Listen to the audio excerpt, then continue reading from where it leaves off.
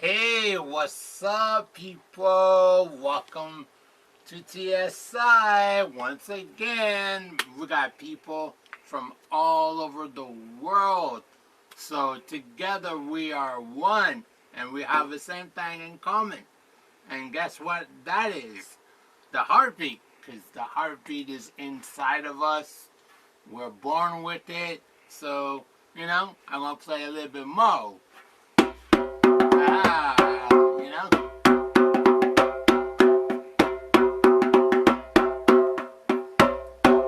Uh-huh.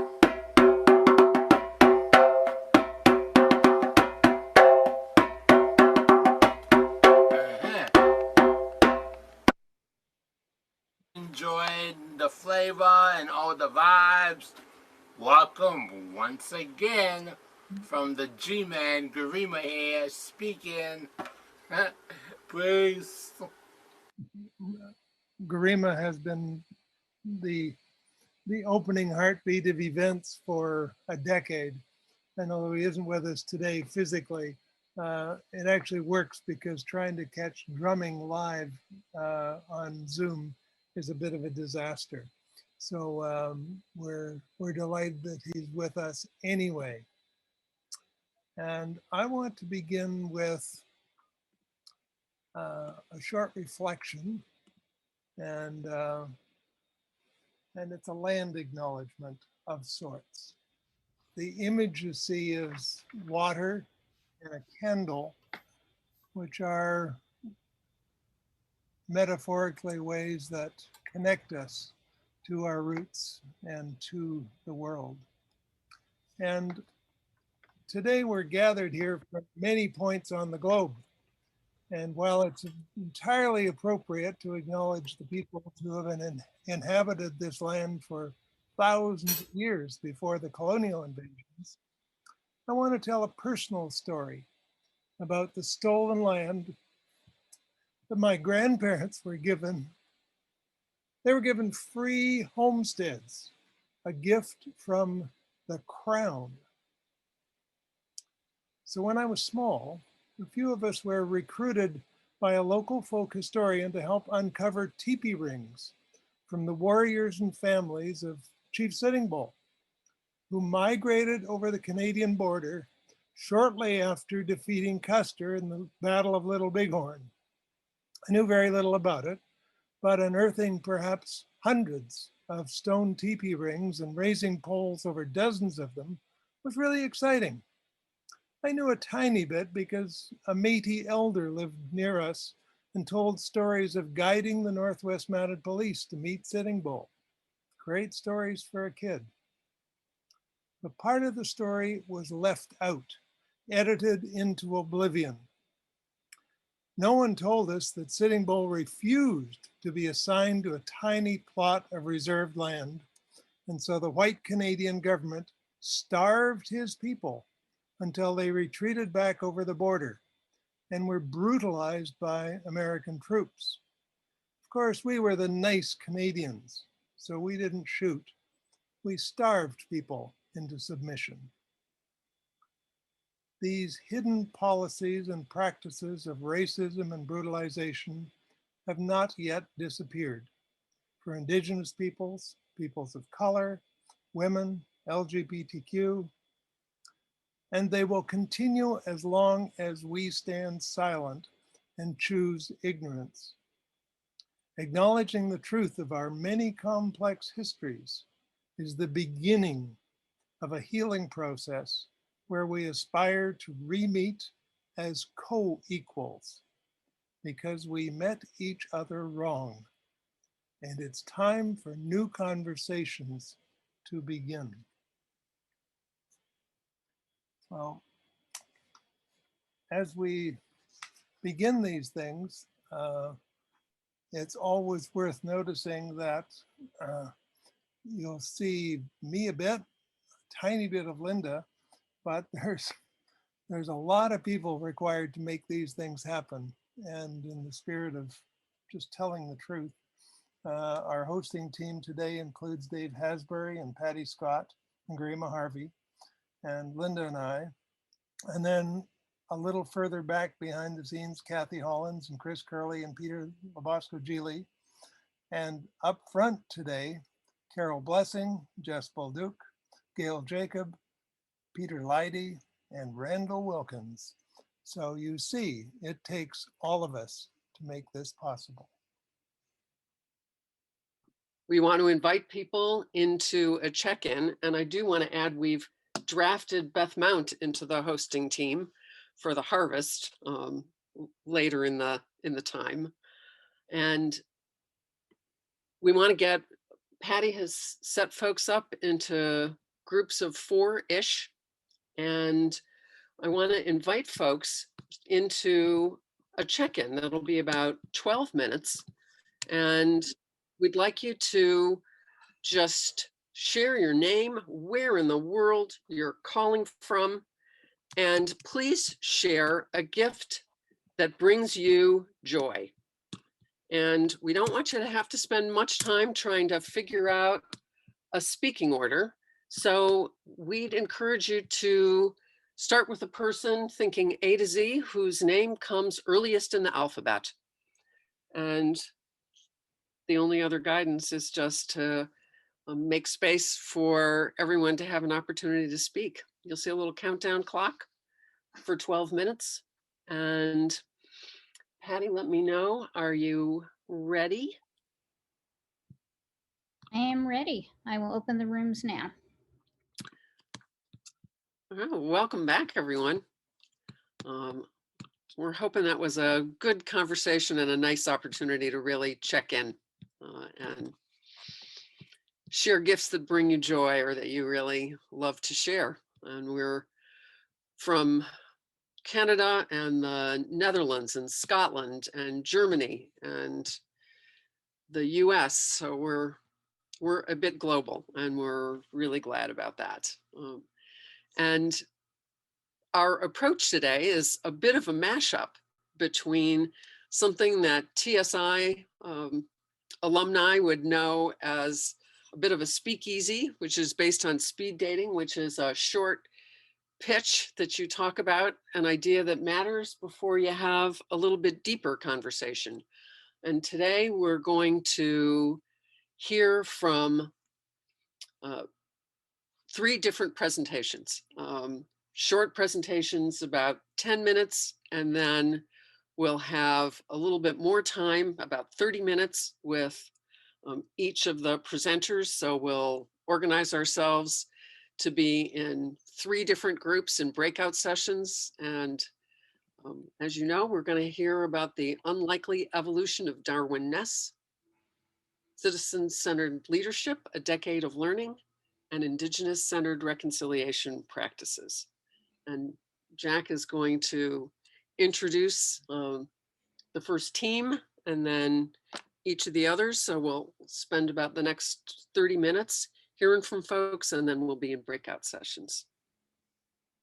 Okay. So the Options for Community Living team are based in Madison, Wisconsin, and they have been creating exemplary support partnerships for people for over 4 decades. And between these 3 innovators that you're about to meet, there's almost a century of leadership and innovation. So Gail Jacobs has been the executive director of Options, and she features the courage and creativity to risk the impossible over and over and over again.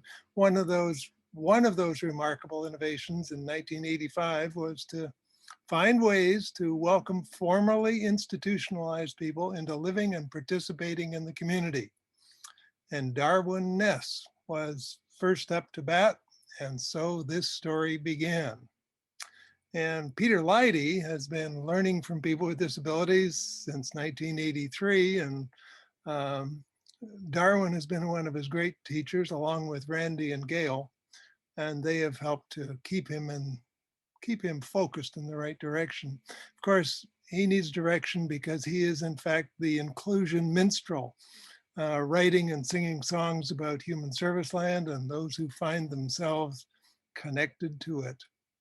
Randy Wilkins met Darwin in 1985. He was the part of the experiment in this life sharing thing they wanted to try out. And 35 years of this remarkable partnership have created new and better lives for both of them.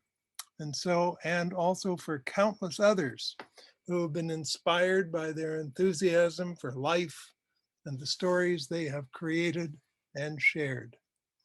And so over to options. And do you want to begin, Peter? Take over. Sure. Thank you, Jack.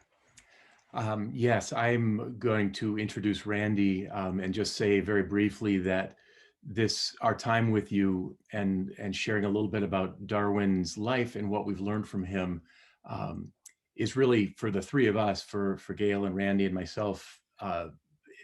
Our relationships with Darwin really did start about 35 years ago when we were meeting him and getting ready to help support him to move and live in the community after a very long time in the institution. And so today what we want to do is share with you some of the things that we've learned, a little bit about what there has been to celebrate. Darwin lived from 1930 until just a few weeks ago, January of 2021. In those 90 years did some amazing things. And all of us are better for it. So we're just going to talk a little bit about Darwin. And one of the questions that we want to engage you with, and there's a few, and Gail will talk about those as we go on later today and in a few weeks, is what are the things that help make a powerful story about someone? We've all heard stories about people and shared stories about people. And what is it that takes it beyond something that we might feel moved in the moment about what a remarkable story it is, that we can learn from it and take away. So the power of relationships, how does someone like Randy Wilkins make this commitment with support from an agency to be in someone's life for 35 plus years? And also, how does the organization find ways to get out of the way so that lives can flourish? And with that, Randy, I'll kind of invite you in now, and I'm going to show some slides while Randy tells a little bit about this man. So I'm just going to give you a quick look at Darwin Ness's life. Darwin Ness was born in 1930 on a farm in rural Dane County, Wisconsin, outside of Madison. Darwin was blessed with beautiful blue eyes, a great smile, and a lifelong gregarious demeanor. He had cerebral palsy and never walked or talked, but he was very intelligent, had a deep intuition, understood everything he heard, and communicated in many ways. Early in his life, he had a very deep relationship with his mother, and she imbued him with a great sense of self-worth and confidence that helped him later in his life. At age 8, he was placed in Northern Wisconsin Center, also known as Northern Colony, a state institution. Darwin would live there for an inconceivable 47 years, losing all contact with his family. Darwin would endure a life of deprivation, neglect, and abuse at the center. He survived, though, through the friendship of fellow residents and some kind staff, and through his self-confidence and a strong belief that something awaited him beyond the institution. Later, Darwin's self-advocacy would inspire thousands around the world living in similar confinement. But surviving was only one part of Darwin's journey, as the next chapter in his life so vividly testifies. Darwin had dreams of a different life. In 1985, Wisconsin began a program to allow people who are institutionalized to move to the community. And soon, staff from Options in Community Living met Darwin and assisted him to move back to Dane County. Options helped Darwin make a new life in his own home in Madison. In October 1985, Darwin met his primary supporter, yours truly, Randall Wilkins. We bonded quickly and began a life-changing, loving relationship that would last for over 35 years. With my support and encouragement, Darwin thrived, and I became a guide, mentor, and most importantly, a student, really, in our travels through life together. And the rest of us I guess are richer for our partnership. Darwin was supported to find a wonderful, perfect job as a clerk at the Wisconsin Department of Health and Human Services, where he worked for 35 years, retiring begrudgingly at age 89, only due to the pandemic. Along the way, he met Krista Decker, and after a long courtship, they were married in a grand wedding.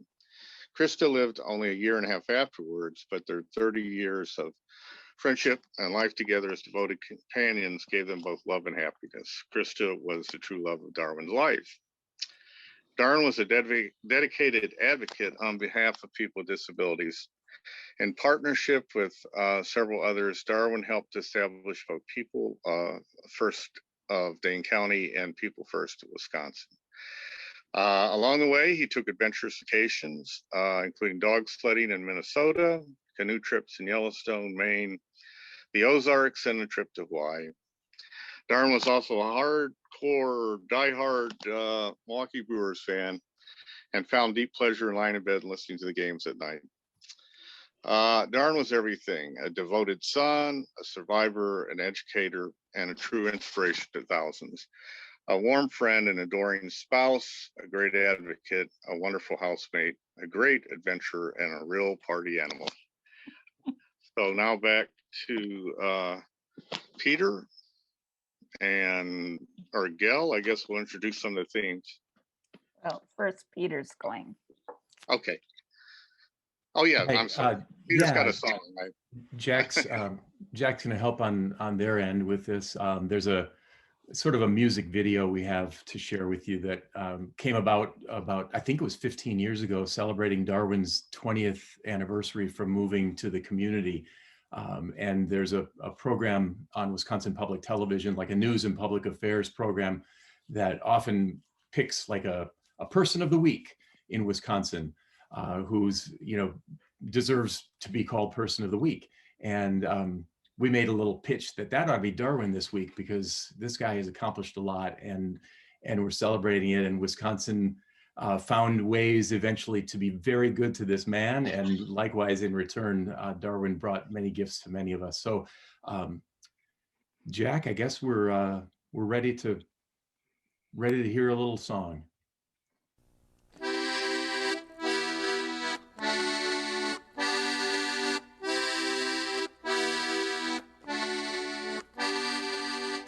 It was 1930 when Darwin was born, Dane County, Wisconsin, with the cows and the corn. He had disabilities, and when he was 8, his mom had no choice but give him up to the state. Well, let me tell you about a remarkable man, a mover, a shaker, right here in Dairyland. You might see his picture, he's been in the press. The person of the week is Darwin Ness. Well, he needed more help than his mother could give, so Northern Center is where he would live. They call it the colony in Chippewa Falls, 47 years staring at the same walls. Well, Darwin Ness, living life to the fullest, doing his best. Darwin Ness, been out 20 years and there's no time to rest. Though he spoke no words, he said with his face, pointing to the door, get me out of this place. Home to community where neighbors are near, good friends, home cooking, and a Budweiser beer. Now he's been home 20 years, so next time you see him, say, hey, way to go, Mr. Carpe Diem. His life could only be better when the Brewers win the pennant again. Well, Darwin Ness, he's 75 and still saying yes. dancing, canoeing, and camping out west. Let's hear it for Darwin, good old Darwin Ness. Yeah. So as we were planning for this sort of tribute to Darwin, we wanted to really make sure that we highlighted some of the lessons that have been learned in the process of supporting and being in relationship with Darwin for all these years.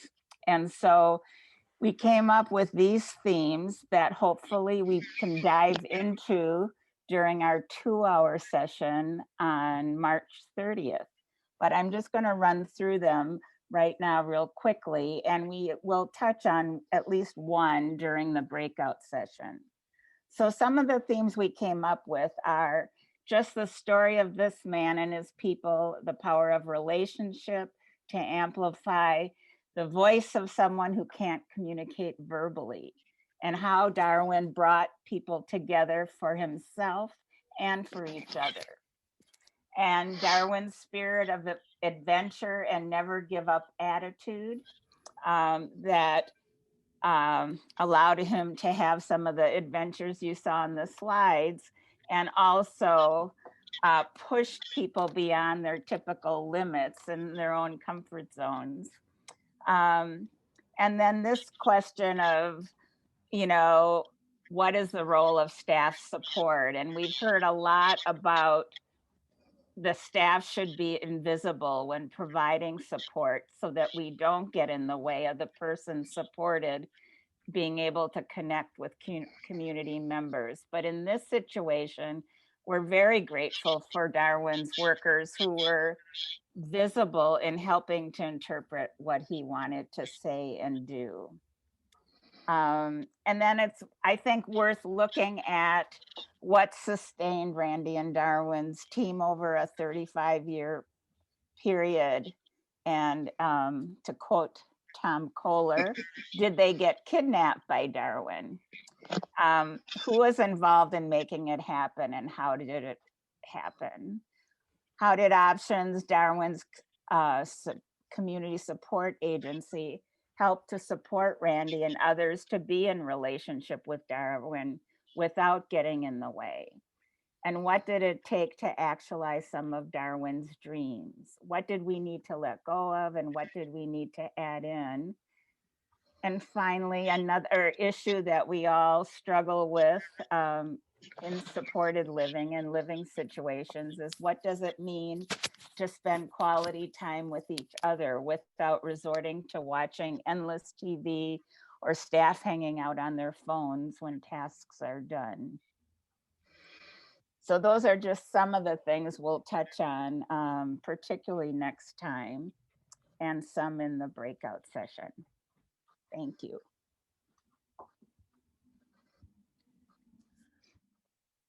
So this is on your speed dating version. That's round one. So your next introduction is Carol Blessing. And many of us wonder, so where do you find these bloody people who, where do you find a Gail Jacobs or a Peter Leidy or a Randy Wilkes? And of course, they have to be developed, and they have to find the right ideas at the right place. So Carol Blessing is one of those people who's been doing that for a while. She's been at Cornell University for a couple of decades. But 10 years ago, she did what everybody said was impossible. She created the Citizen-Centered Leadership Program, CCLD. And that's not an easy thing to do at a big, old university. Carol did it. And she did it because she wanted to be a hub for people who are concerned about preserving the integrity of the inclusion movement, while simultaneously stepping away from many of the traditional practices that hold people with disabilities back from full citizenship and in the community. So she's been recruiting and rallying talented and committed people from around the globe to join in this challenge. And happily, I can say she's one of our authors at Inclusion Press. And I can also say very happily that Carol's a friend. So Carol Blessing, 10 years of learning from CCLD. Well, thank you, Jack. I appreciate that. It's kind of tough to follow a Peter Leidy song, but here we are. And I'm not going to show a whole presentation, but I did want to frame this speed date within this context. The artist of this is Jack Pierpoint, who, among others, including Beth Mount and John O'Brien and a host of other people, are actually the backbone to citizen-centered leadership, which 10 years ago, it was kind of considered crazy because it's an online community of practice that is really dedicated to looking at the concept and the construct of citizenship as it relates to the ideals of humanity. And so, to kind of give you a 10 years in, when we talk in a half an hour, what I really want to share is like some of the reasons that brought me into doing the coursework, but I think the discovery and the journey and where it needs to go next, because even after a decade, as Jack said earlier, we're just not there. We're still not there. So citizen-centered leadership came about prior to my time with Cornell. I actually worked in the field, spent about 15 years providing support to people with intellectual and developmental disabilities and their families. It's where I met Beth Mount, actually. So we've had I think about a 35, 36 year relationship. And shortly thereafter met Jack Pierpoint and John O'Brien and, the cast of characters that y'all know and love and who have been our role models and our mentors and our guides, right, for what it means to really think about inclusion from a place of authenticity and honesty, So in my work, I worked in a remarkable organization. It was a bit of a learning culture, and it was run by a guy named Hans Meissner.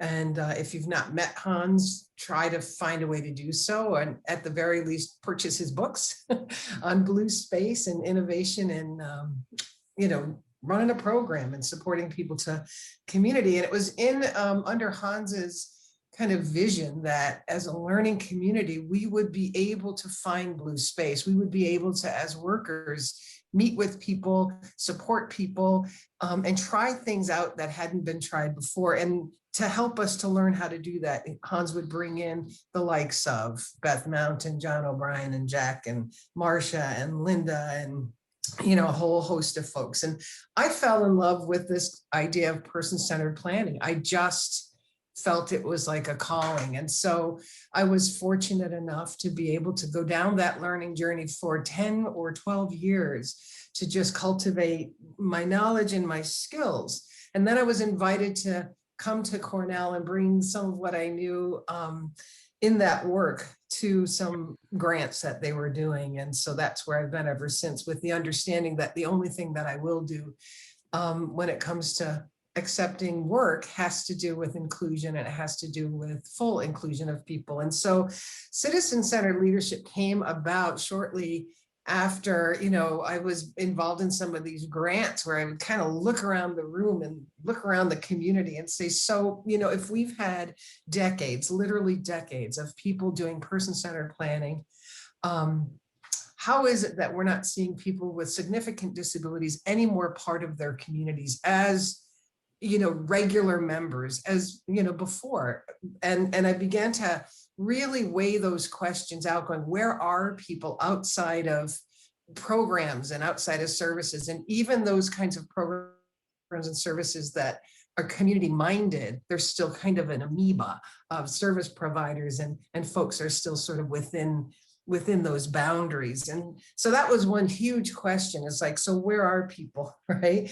And I was noticing that person-centered planning became very, very popular, very trendy, and very institutionalized. Organizations were saying, we're going to do that. right? Everybody's going to get a person-centered plan, and everybody went to training and everybody brought in consultants. And then what we were noticing is that lots of the methods, lots of the approaches and the processes that were invented that were called person-centered planning became adapted in ways that supported the organizations or the institutions, and tore the edges off, right? Kind of broke down the integrity of a lot of those processes. So that was really upsetting to me to notice that. And since that time, it's actually gotten even worse here in the United States, because our federal government is now mandating person-centered work and trying to figure out how do you measure it.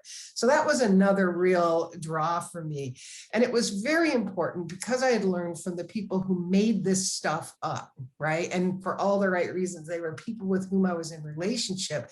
I made a commitment that if I'm going to be bringing something called person-centered work into an arena, I will do my darndest to preserve the integrity of that work. And I thought that as it was being absorbed into the quicksand of, kind of an institutional sort of way in which we do business around here, I felt it was really important to maintain the legacy and to maintain the authenticity of its founders. And so thinking about those questions, thinking about, how do you preserve the genuineness of what's underneath what we know as person-centered planning, I decided, and I remember talking to you, Jack, at a TASH conference, saying, I have this idea, and I'm thinking that if I can, right, and I described this idea, if I can spend time with a series of questions, interviewing and videotaping thought leaders in the field, and then take those videos, take that transcript and turn it into an online course so that people can learn from the masters, even if the masters aren't in the room. And I will make it a community of practice that's online and a learning community where people actually do place-based learning, meaning that they'll get the ideas out of the videos and out of some field-based assignments. But I don't know what it's like in Madison, Wisconsin. I have no right to tell somebody how to do the work, right? They know that. Peter Leidy knows how to do this work. So it's up to him, right?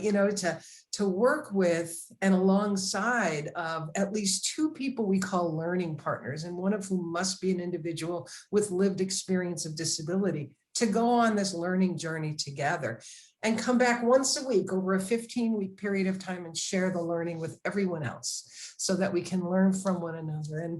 And while it felt like a really crazy idea 10 years ago, it ended up being one of the most incredible opportunities for us to meet people from around the globe, kind of like this, and to make friendships, to share information and insights. And I have this library. The course is, continues to it grows with its knowledge and with its resources, but it is absolutely, and I take no credit in this regard. I feel it was divine intervention, and it's an absolute a treasure. It's just a treasure trove of these incredible videos, the thoughts, the writing, that's all there. And it's just a guided journey.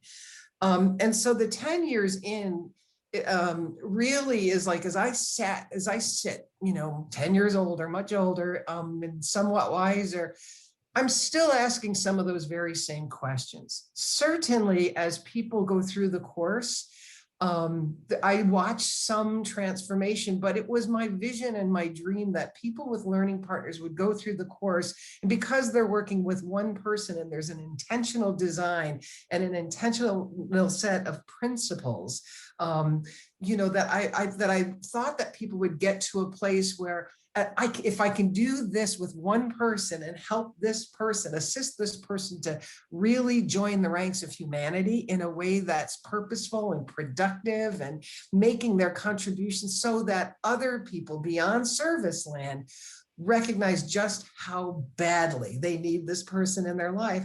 If they can do that with one person, it can become kind of the way we do business. And when it works, when people take the course and take those assignments seriously, it works really well.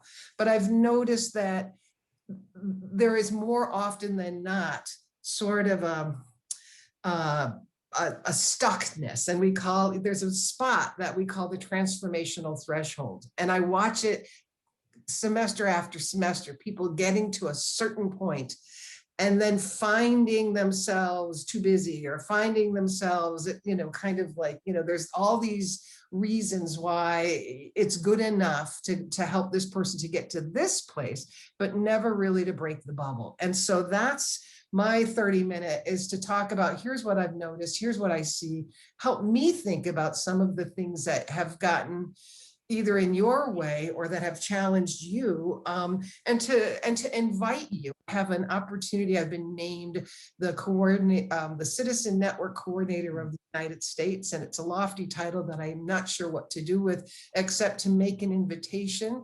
especially to stateside folks, to say, if you believe in this construct that all people are born with gifts and abilities, and all people have a right to equal access in community to explore, discover, and share those gifts and that purpose in life, if you believe that, and if you recognize that we all have a responsibility to give into our communities in a way that makes them better places all around, I would invite you to join me on this next 10-year journey into Citizen Network International, using CCLD as one of the mechanisms to help us to really break the stuff that's keeping people with disabilities from their rightful place. So I thank you, Jack and Linda and Patty and Dave and Beth and John, for the opportunity to not only do this today, but for the Learning Marketplace that we'll be doing in April, that takes a deeper dive into how do we build bridges and tunnels that help take what we know and our craft in ways that really can be transformational and foster innovation. So thank you.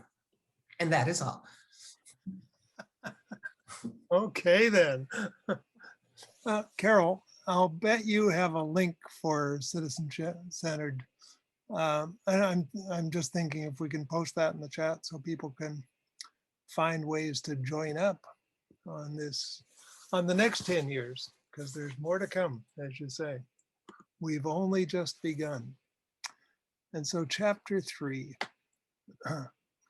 Indigenous-centered reconciliation practices. Jess Bolduc. Now, Jess is Anishinaabe French from Batchewana First Nation. She's the founder and the executive director of 4Rs, which is a youth movement, a collaborative-led initiative that seeks to change the country we know as Canada by creating capacities for Indigenous and non-Indigenous young people to come together, to cultivate understanding, and to prototype action in support of a type of reconciliation that's relevant and real to young people. The 4Rs are respect, reciprocity, reconciliation, and relevance. And since we know Jess pretty well, because she considers our home her landing base in Toronto, I think we could easily add a 5th R, relationships, because she is also a master, a leader, and a mentor of relationships. So Jess, over to you. All right, so I'm just setting up my PowerPoint here because that's going to help me stay on track and not, pushing the wrong things. Anyway, I'm already off to a horrible start. Patty's like, do you need help with your slides? And I'm like, no, I got this, which is obviously a lie. So thanks, Jack, for that introduction. My computer is now frozen, so slides are also out of the picture for a moment. I appreciate you talking about the work, and I'm wondering, did I write that or did you write that? That was pretty good. So, Hani Kinawea, hello everyone. My name is Jess Bolduc. I'm calling in from Bawatine, which is the word for the original place name of the area that I am in. And this land has been stewarded by the Anishinaabe for thousands of years, and is also the land of my ancestors. And so it's pretty special for me to be here, and I consider it a huge privilege to be socially distancing, to be within the context of a pandemic, while also still being able to have access to land and to be in the outdoors. And so I really appreciate that a lot. What I want to talk to you about today is Indigenous-centered reconciliation practices. Jack wanted me to give him a title, and that's the one that he got. So what is that? I think, and I hope that we'll find out together. So, all right. And when you're ready there, Patty, drop to the second slide. Okay. You can just carry on and hopefully. It'll work out. Oh, look at this, beautiful. So that's my cute little team. Jack talked a bit about the work that we do, but I wanted to add that our work is always evolving. And so, Carol, I'm grateful to hear that you're like, oh, after 30 something years or more, we're still trying to figure it out, because that's also how I feel about the work that we're doing. And sometimes it feels like we should be way beyond where we are right now. And so it's a great opportunity to just have gratitude for what we've been learning and how we've been adapting to what we've been learning. So the work of 4Rs really was centered in cross-cultural relationships early on. But in the past couple of years, we've actually tried to shift the language that we use and the approach that we have to center Indigenous youth needs and visions within our work.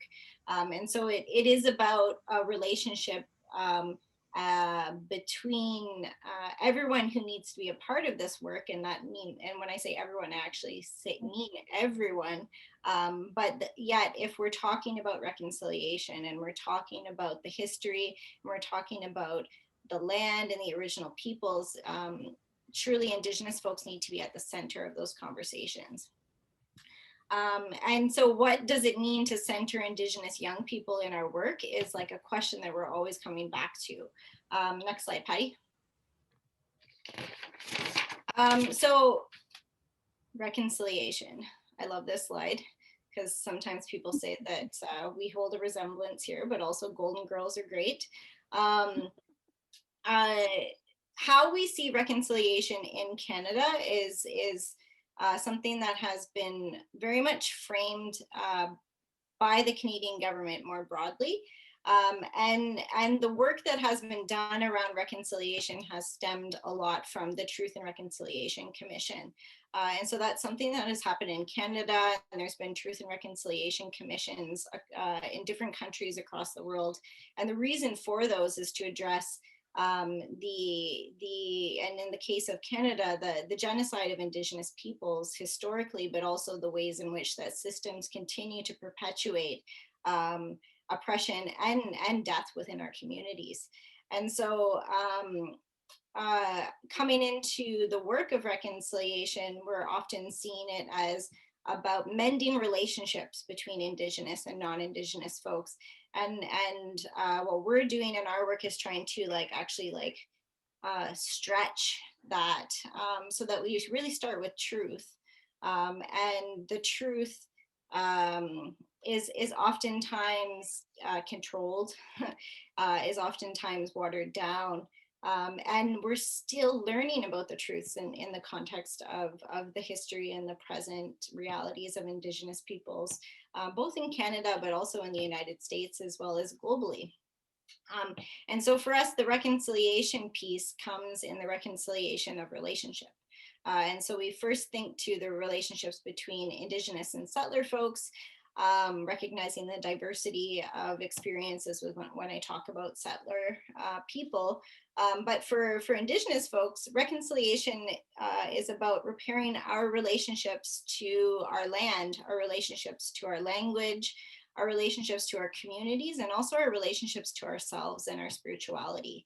And so we need to be able to understand that when we do that work around reconciliation, we can not only focus on the relationship between Indigenous and non-Indigenous people as being the central focus, or the central place where we need to put our energy and our funding and our resources. So that goes back to sort of the work that we're doing to shift to more of an Indigenous youth-centered approach to reconciliation. And finally, for us, reconciliation also involves decolonization. And when we think about decolonization, we think about actually tackling some of the systems that are meant to keep us from thriving. And so I think some of the other speakers talked about that too, as well as you know, like historically and the systems and the policies and the practices that nonprofits have or support organizations have that actually just like keep people down when what we're trying to do is to create spaces for Indigenous young people in particular to thrive. Next slide, Patty. Is that the right one? That's the one. So reconciliation, question mark. We've come to a point, I think, in the discourse in Canada where actually Indigenous young people are talking about reconciliation and saying reconciliation is dead. And the reason being is because we have leadership, political leadership and other leadership talking about how Indigenous relationships are the most important relationships that they have. But yet you see the number of missing and murdered Indigenous women and Two-Spirit relatives. We see the amounts of incarceration of Indigenous people.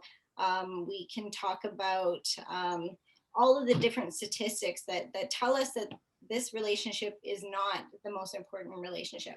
And Indigenous young people, they're like, I'm done with it. I'm really quite over this conversation and this work.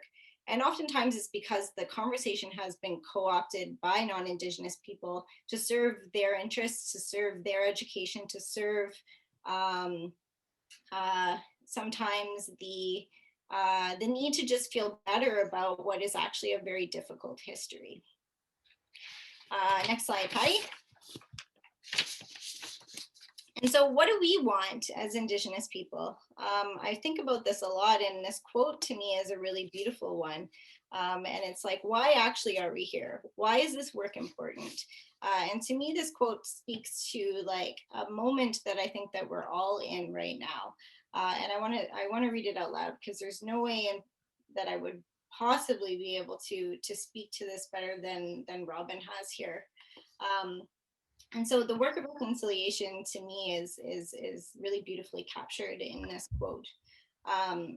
We are in the midst of a great remembering. We're remembering what it would be like to live in a world where there is ecological justice, where other species would look at us and say, those are good people. We're glad that this species is among us. We're remembering that we want to be kinfolk with all the rest of the living world. When we remember that we want this profound sense of belonging to the world, that really opens up our grief because we recognize that we aren't. The grief opens the wound. That's what grief is for, to compel us and give us a motive for love.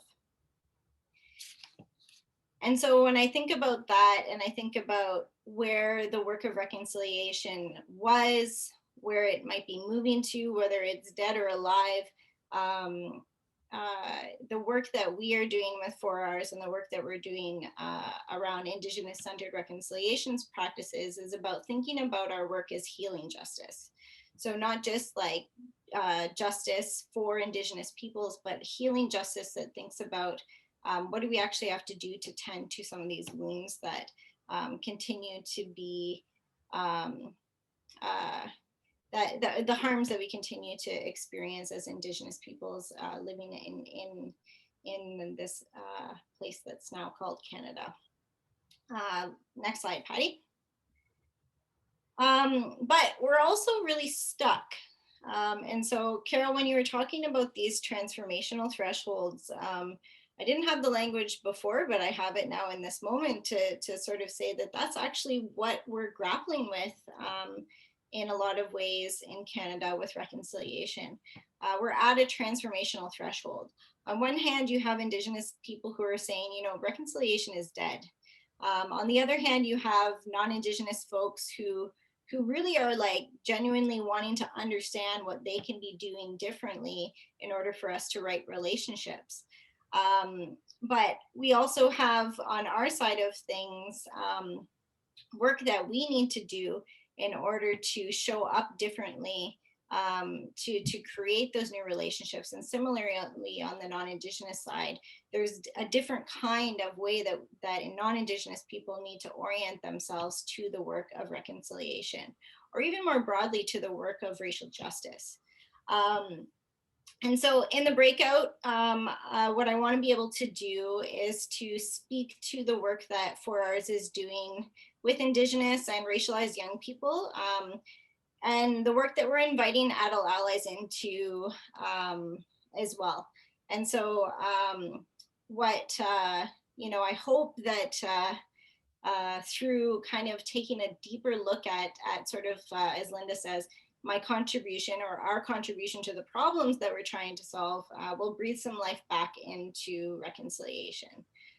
So thank you for listening. I think that's probably my time here. Looking forward to chatting with folks in the breakout a little bit more and sharing a bit more with you. Miigwech.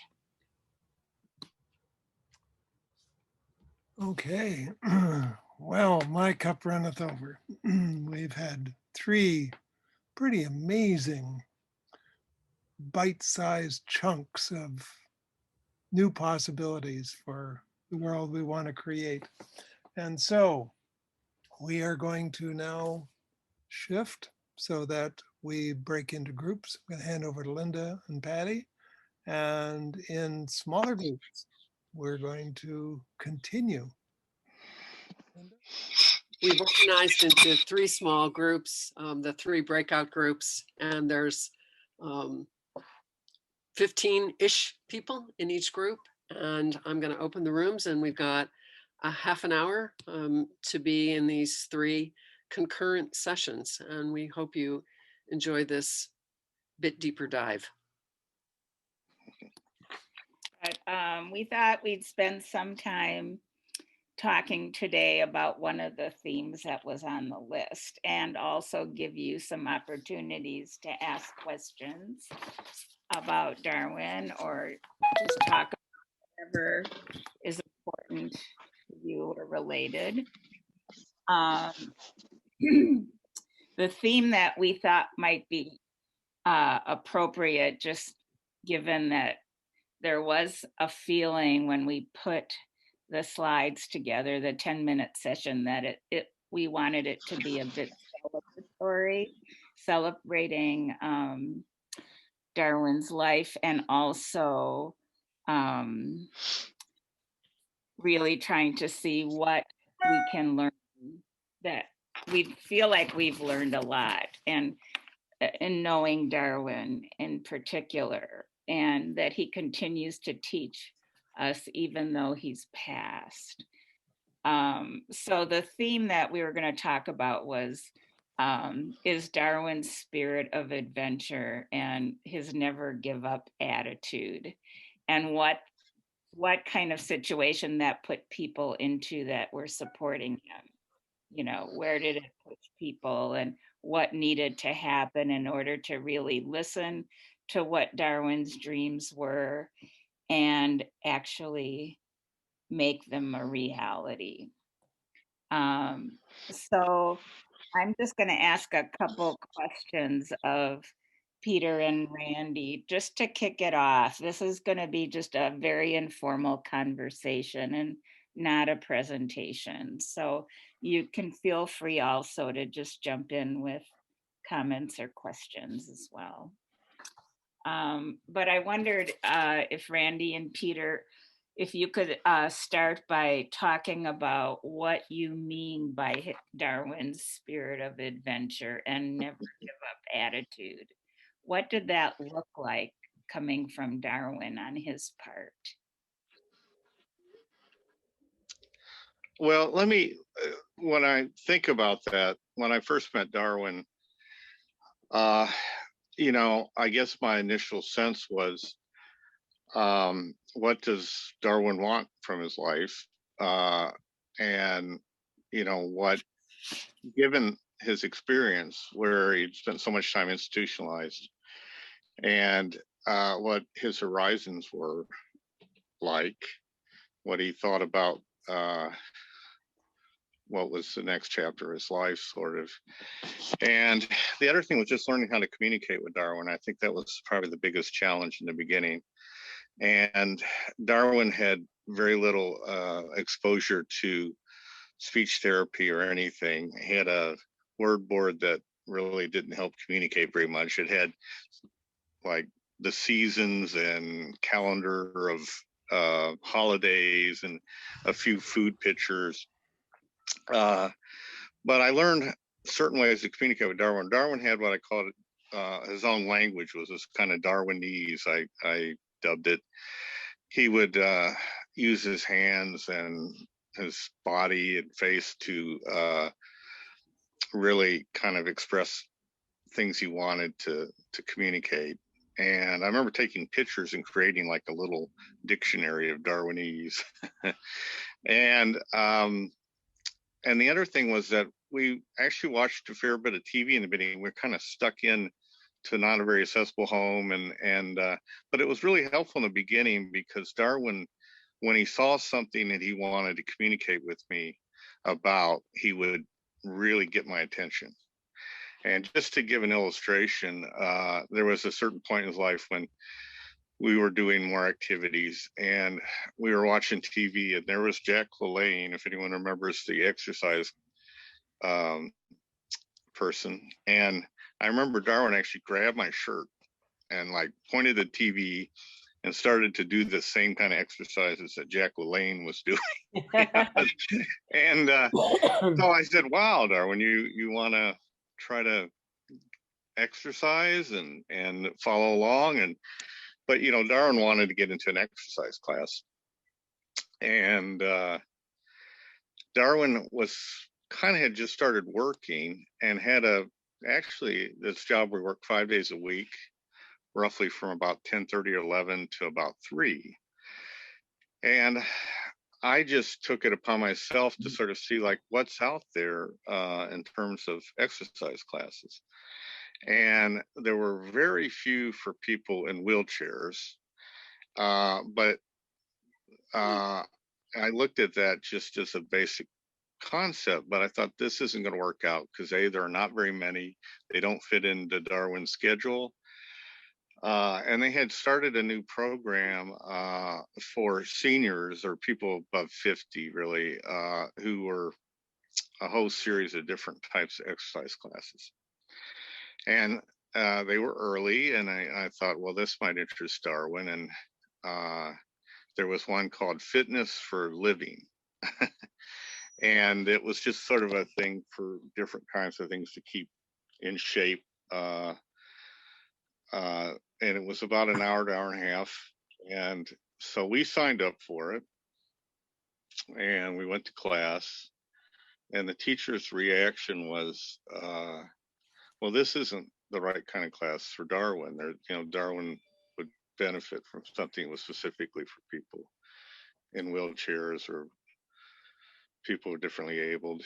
And I said, well, there aren't really many of those. And Darwin's interest in exercise is such that this is the class that seems to kind of fit the types of things he'd like to do. He's the same age as these folks, and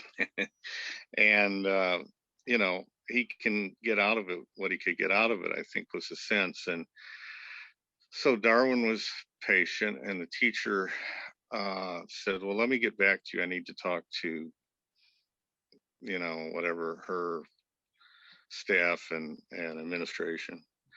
And so there wasn't really a reason why they could turn us down, and I remember having conversations with her that Darwin would get out of it what he could get out of it, which I thought was about as much as anyone in any exercise class anyway, right? And I thought strikingly that Darwin was in better shape than more than a handful of people in the class. I mean, a lot of them were canes and had limited mobility. And so just to make kind of a long story short, what was really interesting was that she kind of, and I think a lot of us thought it was Darwin's enthusiasm. She's developed some exercises specifically for Darwin, but then they became part of the kind of exercises she used in the whole class. And so I just want to touch on the thing about it was that Darwin communicated to me his desire to do this. I kind of went along with it, found something that might work. The teacher was really reluctant because it was so different, but she sort of adapted to it. And Darwin and his roommate went for 20 years, probably. These exercise classes are longer. And we were the kind of the guys. It was a lot of senior ladies, and we'd come in a little later because of the buses, and here are the guys, and we all had our specific exercise, and she'd do things to music, and one was polka dance kind of things that Darwin liked, polka music. So she had specific exercises that were attached to kind of Darwin. And after Darwin passed away, there were two people who wrote letters and shared the fact that they were inspired.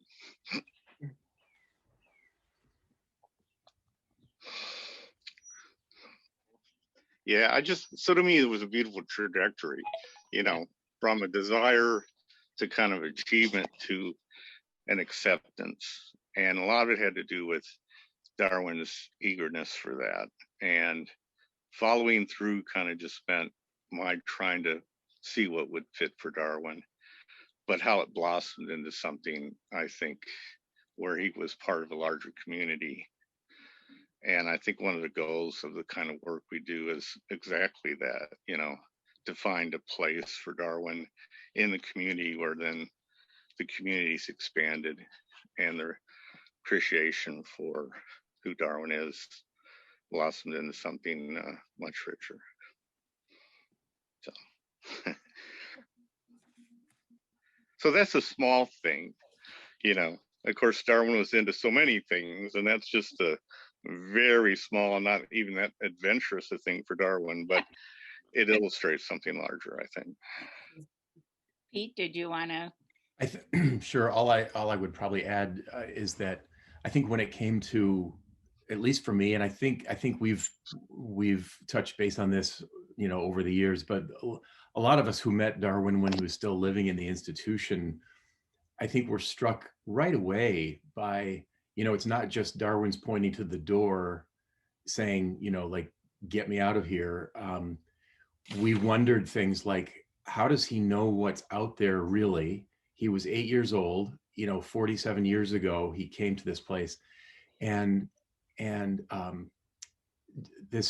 we were struck by this spirit that, like, this guy has this life force that just seems like it won't stop, and he wants to try everything. I don't know if it's like he saw it on TV, so maybe he wants to try it that way. Someone told him a story about camping. I have no idea, but I always interpret it like he's wanting to make up for lost time, or time that went by, sometimes probably very slowly, and sometimes under terrible, terrible conditions. And I think the question about risk, when Darwin moved, and obviously options, you know, had a lot to do with a lot of the day-to-day pieces of Darwin's life. It seemed to me like, I think we all kind of agreed in some way that he's probably lived already through the riskiest part of his life. You don't live in an institution like that through some of the years that he did, and then move out and think, well, I don't want to try that. It's pretty risky, because there was a lot of stuff that went down there. And I think it was just contagious. It was like, here's this guy. I mean, I remember just my own, Darwin lived, when I met him and we started planning to move him out, he lived in that place twice as long as I had been alive, like at that point. Yeah. And it's like, this guy has been through stuff I will never understand. And I think somehow options figured, there's got to be some trust with this man, knows what he wants and knows what's okay. And we'll be right there with him. But it's like, let me try. I mean, it was only a year ago. It was literally February, right before the COVID shutdown started, that I got to go skiing with Darwin. Like, he was 89 and he was still going to the downhill ski hill. Yeah, right. You know, he couldn't stand up on skis. He was in kind of like a ski, sort of a bag. But he didn't want to not do that anymore just because he's 89 years old. And people would say things like, well, so, you know, is he sort of fragile now? He's an old man, like he's a really old man. Is it safe? It's like Darwin seems to know it's going to be safe and people are going to be watchful and all that. And just like that whole thing just never stopped of Darwin. For me, in my experience, I'm watching him. It's like, I am not too old to work. I'm not too old to go skiing. I'm not too old to be a party animal. And I think he's set a great example for a lot of people. I think another learning from wasn't really the adventure of a activity, but the idea of bringing him to Madison and all the planning that went into moving him from the institution. And at that point, one of the things that I remember is that we couldn't find decent, accessible housing at that point. Right. And it was sort of holding up our whole plan. And we so wanted to get it right for Darwin. And I think there was a point where we realized this guy has been in the institution for 47 years, mostly in an adult crib. If he doesn't get into his apartment and it's not perfectly accessible, is Darwin going to care? No, he just wants to start his life already. And it was a huge learning for us, I think, that it doesn't have to be perfect, that this planning can get really crazy. And meanwhile, it was holding him up from just being in life.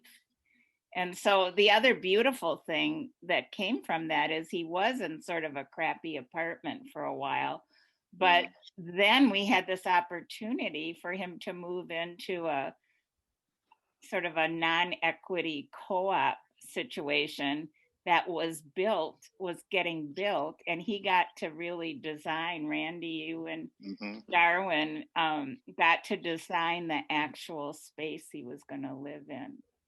So, it all evolved the way it needed to. But that whole thing of, the risk taking was on a number of different levels, I think.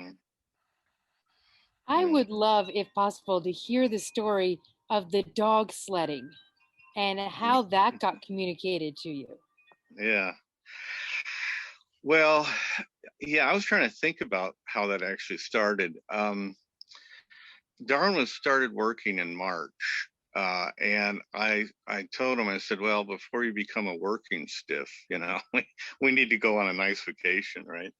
And about a little before that, there was a fair bit of publicity in the Midwest about this area called the Boundary Waters in Minnesota, where they were trying to preserve it as a natural riverway, and they wanted to close off sections to motorized boats. And there was a big uproar where they said, well, if you did that, people with disabilities wouldn't be able to access the boats or the rivers, the waters without motorized vehicles. And so this group came along and they kind of got affiliated with the University of Minnesota.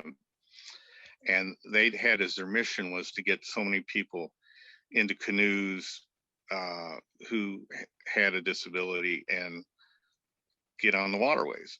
And so what came from that was this sense that, there's this great possibility for people to take vacations. And so they went from doing the canoes and they thought, well, we could do in the same area kind of dog sledding.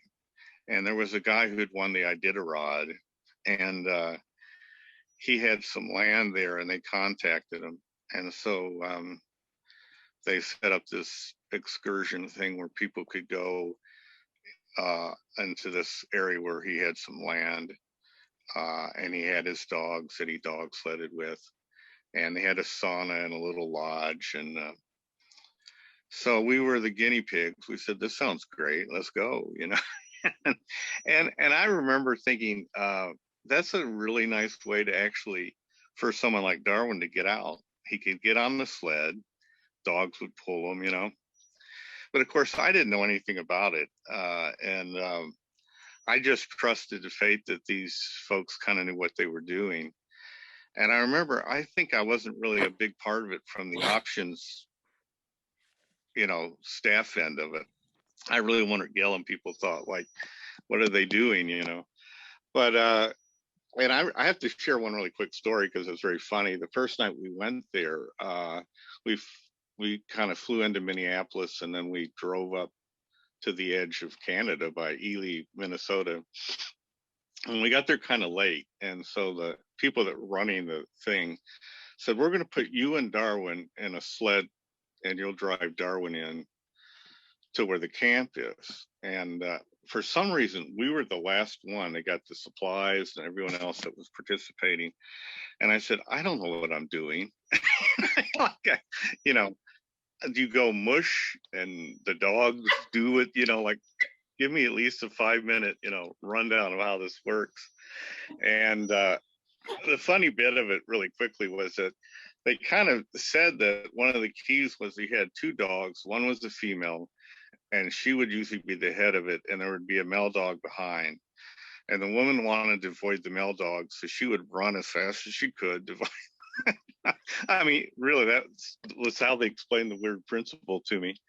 But apparently we had 2 dogs that were rather friendly, and I remember they pulled over, and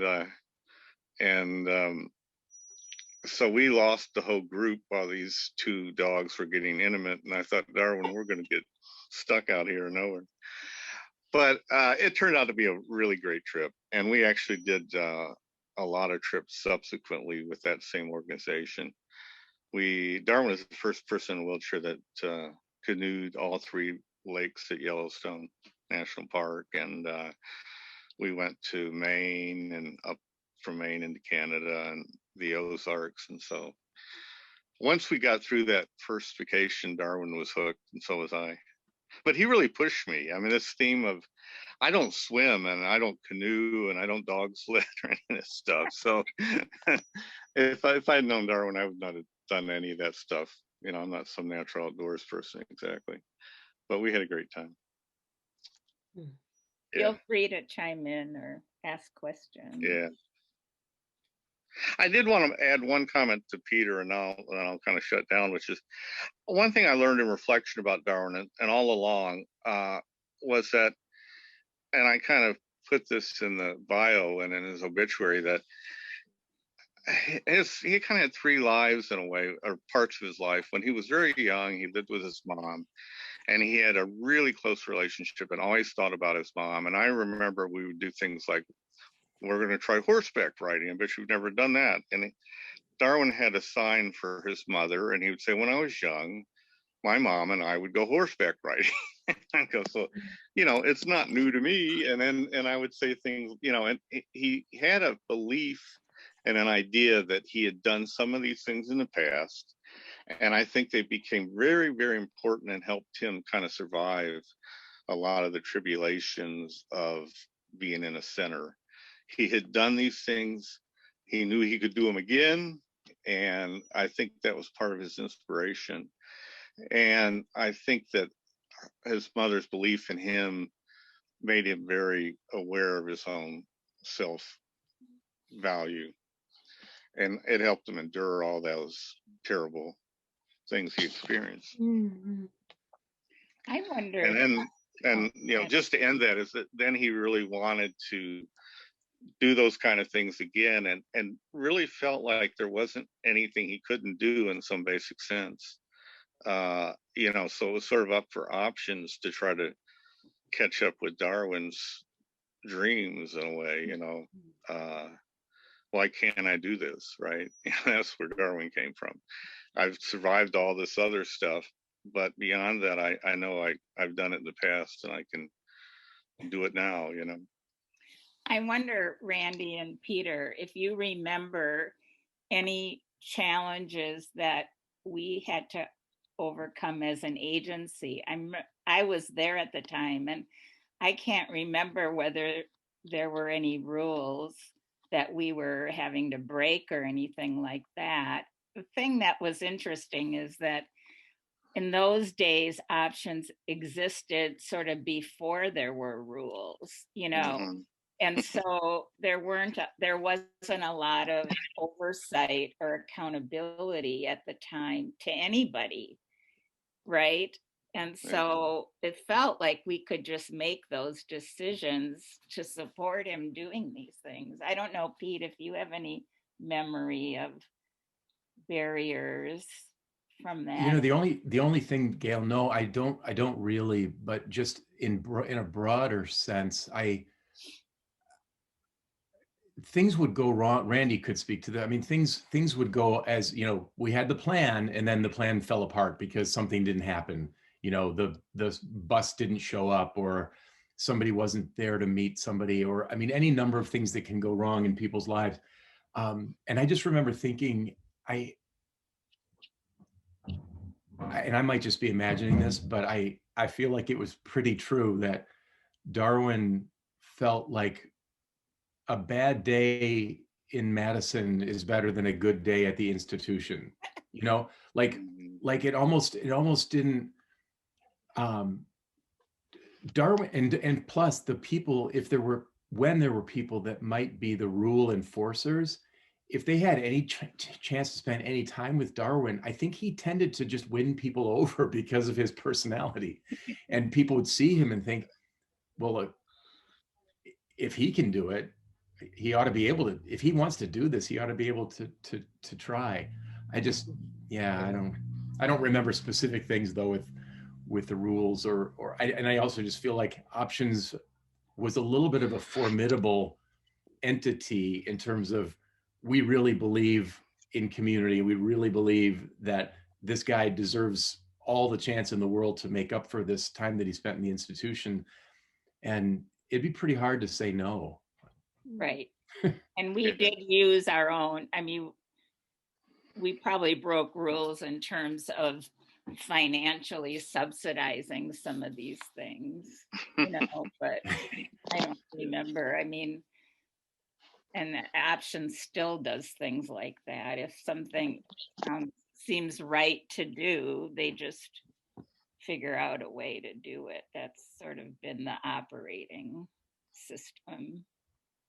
And I also think that Options as an organization, really listening to Randy and Emma, I mean, all these people, it'd take a long time to name a lot of names, but listening to the people that are spending the most time directly with Darwin, to what really matters and what's most important. And then I think as an organization, figuring out how do we, like one of the themes that you mentioned earlier, Gail, how do we actually get out of the way so that things that seem to need to happen are going to be able to happen? Is it, you know, look the other way? Is it pretend that we didn't really know what was going on? Is it say we're taking a chance, and is there risk? Yeah. Does Darwin have a lot of dignity? Yep. Yeah, he does. So I think there was a lot of real thoughtfulness on the part of, you know, whether it's the board of directors talking about some of this stuff, even, I mean, at that level, that we believe in positive things happening for Darwin, and we're really going to work hard to try to make that happen, you know, including listening to Randy and a lot of other people. I have a question. Well, two parts. One is what quality do you think in Darwin allowed him to experience all the horrors he did in the institution and still inside hold some kind of hope or some kind of belief that he might experience another life at some point? And do you think that kind of quality is what the woman who was in the exercise program who finally came to, you know, to change transform her whole belief about what was possible? Do you think that quality is what got communicated to her and enabled her to transform herself by Darwin being in the class? Yeah. Well, I was going to comment No Well, pressure, Randy. 21 seconds left. yeah, I saw that. I've seen what Peter was saying. You know, it's so funny. All my years of working, people would say things to me like, I can't do what you're doing because I wouldn't have the patience. And I always felt like Darwin has patience on a level that I can't even understand, right? And he wasn't going anywhere. You know, I mean, part of it, Darwin did win people over, but he also felt like I can wait. So I think he did teach that lesson to people. Anyway, would talk way too much, but thanks for listening to us. Yeah, and if you want more, we have a lot more to talk about. Yeah, at the end yeah, of the right. month.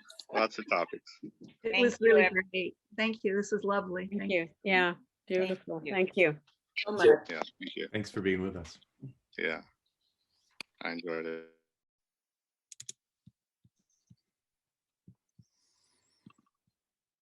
Wow.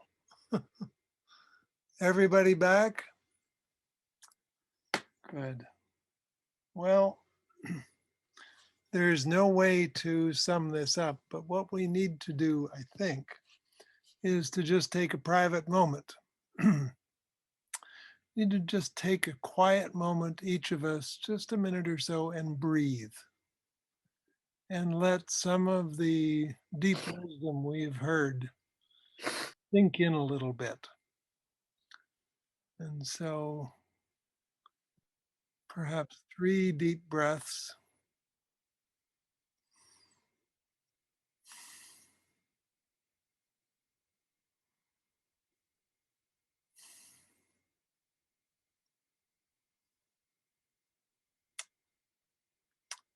And we want you to keep on breathing, but perhaps for a couple of minutes, pick up the writing tool of your choice and journal a little bit.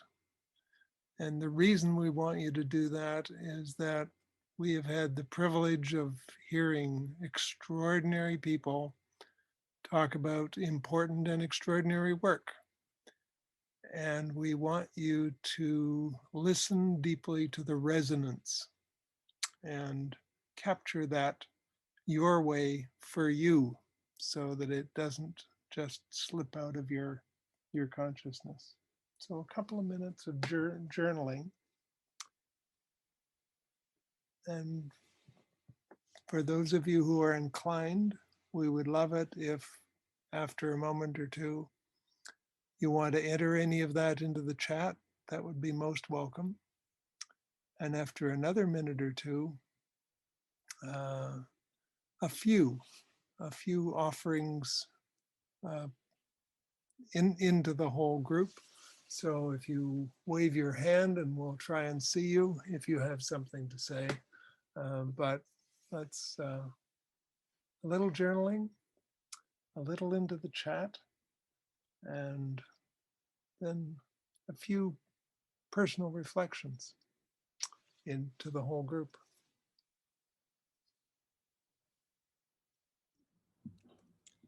Thank you, Inclusion Dreamers and wonderful folks.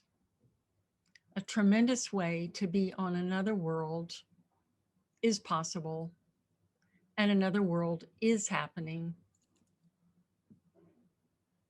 It is time to proclaim a government in exile and claim history. Thank you. From Richard Feldman.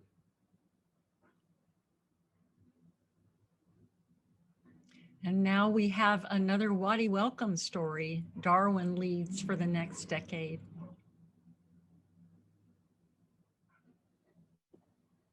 How do we move away from a practice that perpetrates harm, or practices that perpetrate harm, and move towards those that come from a space of open heart, spirit, and mind, a space of love?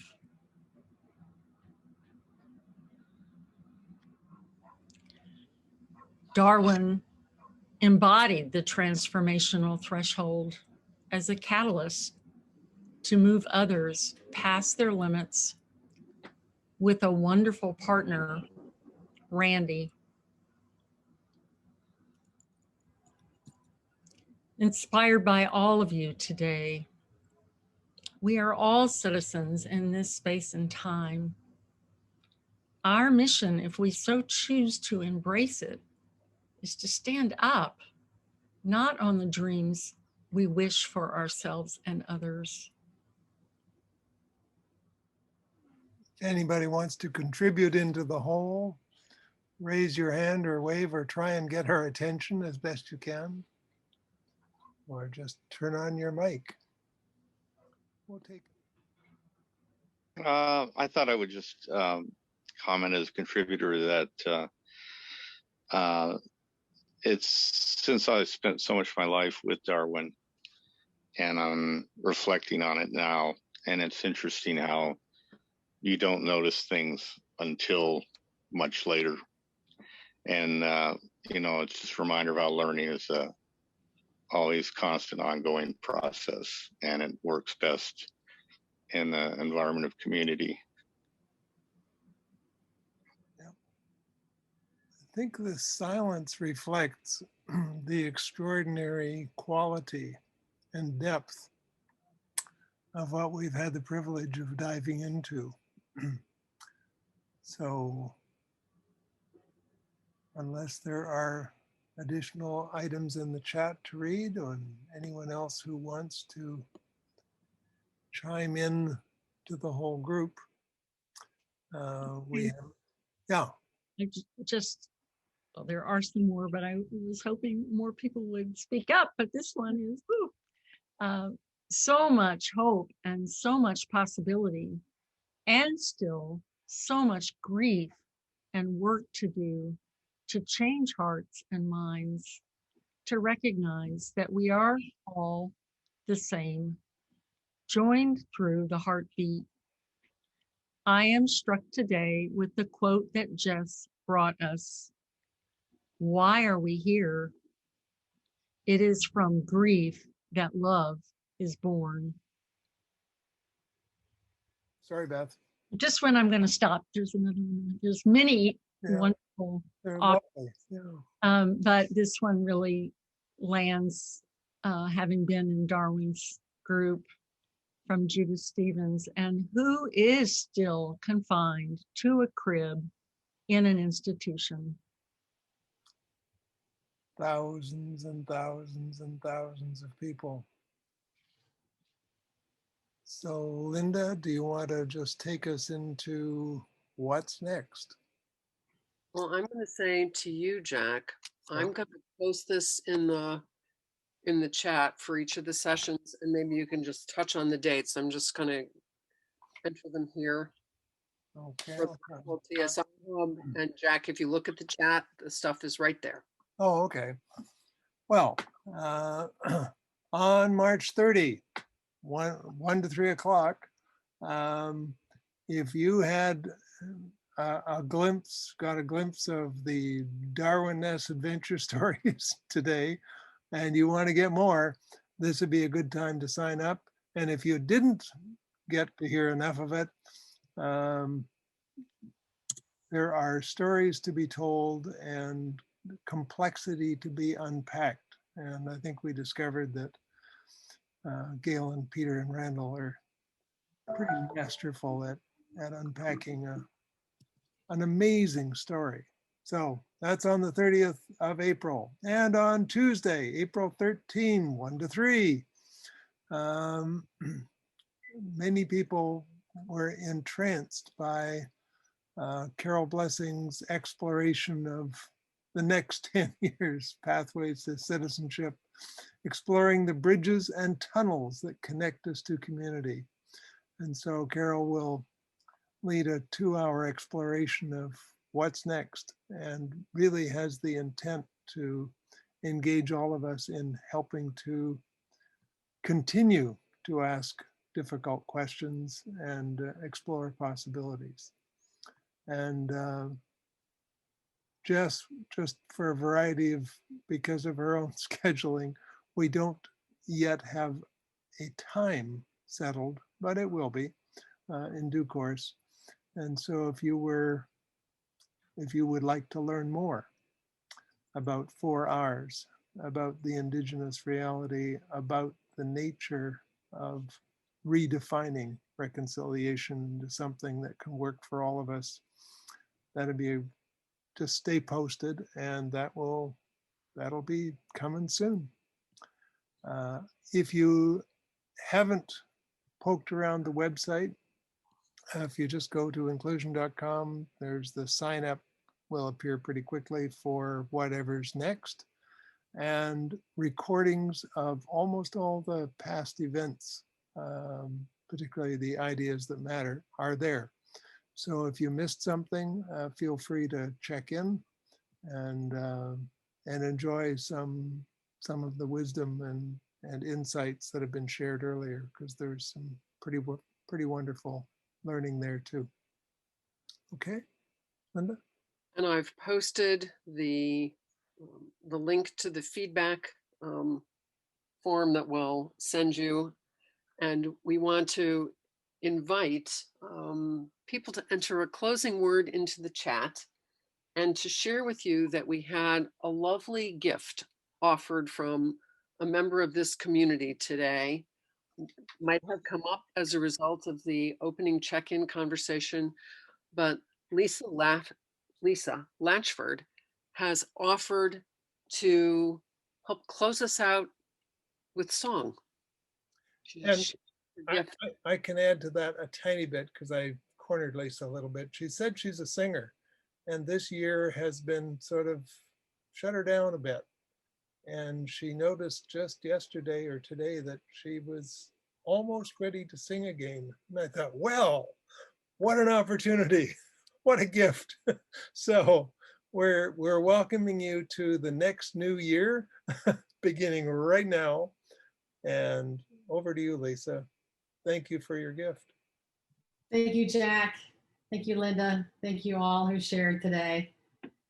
This little light of mine, I'm gonna let it shine. Oh, this little light of mine, I'm gonna let it shine. This little light of mine, I'm gonna let it shine. Let it shine, let it shine, let it shine.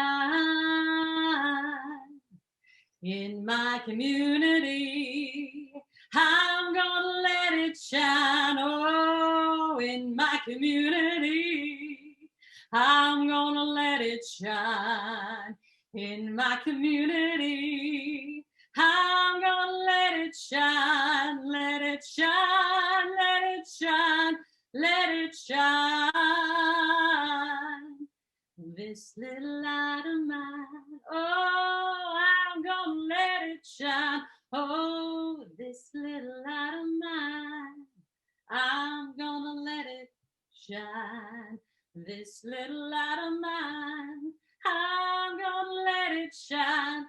Let it shine, let it shine, let it shine.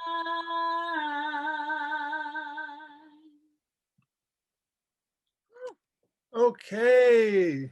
Thank you. Everyone turn on your mics. Thank you, thank you, thank you. And we can all, if you turn on your mics, we'll have the chaos of saying goodbye to each other in many ways. So goodbye. Bye. Bye. Bye. Bye. Carol.